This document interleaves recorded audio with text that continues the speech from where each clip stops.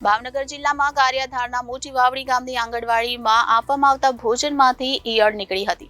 બાળકોને અપાતા ભોજનમાંથી ઈયળ નીકળતા સ્થાનિક વાલીઓમાં રોષ જોવા મળ્યો હતો। વાલીઓ દ્વારા આંગણવાડી ખાતે હોબાળો કરવામાં આવ્યો હતો। ધનેરા અને ઈયળવાળું અનાજ અપાતું હોવાનો વાલીઓ દ્વારા આક્ષેપ કરવામાં આવ્યો હતો। મોટી વાવડી ગામે કેન્દ્ર નંબર 1 ની આંગણવાડીમાં ભોજનમાં ઈયળ નીકળી હતી। સરકાર દ્વારા આંગણવાડી કેન્દ્રો અને પ્રાથમિક શાળાઓમાં અભ્યાસ કરતા બાળકો માટે પૌષ્ટિક ખોરાક મળી રહે તેવા હેતુસર દરરોજ અલગ અલગ વાનગીઓ બનાવી બાળકોને આપવામાં આવતી હોય છે, પરંતુ સ્થાનિક તંત્રની બેદરકારીના કારણે ભોજનમાં ઈયળ જેવી જીવાતો નીકળતા બાળકોના આરોગ્ય સાથે ચેડા થઈ રહ્યા હોય, તેથી જવાબદારો સામે કાર્યવાહી કરવા માંગ ઉઠી છે।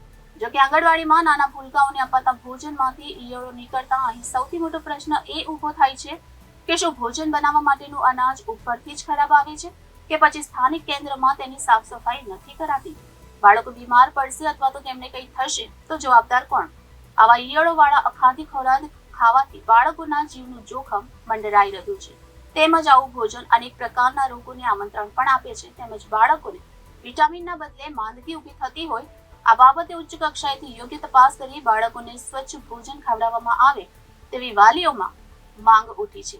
ત્યારે ભાવનગર જિલ્લામાં ગારિયાધારના મોટી વાવડી ગામની આંગણવાડીમાં આપવામાં આવતા ભોજનમાંથી ઈયળ નીકળવાનો બનાવ સામે આવ્યો હતો। બાળકોને અપાતા ભોજનમાંથી ઈયળ નીકળતા સ્થાનિક વાલીઓમાં રોષ જોવા મળ્યો હતો। વાલીઓ દ્વારા આંગણવાડી ખાતે પહોંચી હોબાળો કરવામાં આવ્યો હતો। ધનેરા અને ઈયળવાળું અનાજ અપાતું હોવાનો વાલીઓ દ્વારા આક્ષેપ કરવામાં આવ્યો છે। હાલ મોટી વાવડી ગામે કેન્દ્ર નંબર 1 ની આંગણવાડીના ભોજનમાંથી ઈયળ નીકળી હતી। Bureau report Janadesh news Bhavnagar.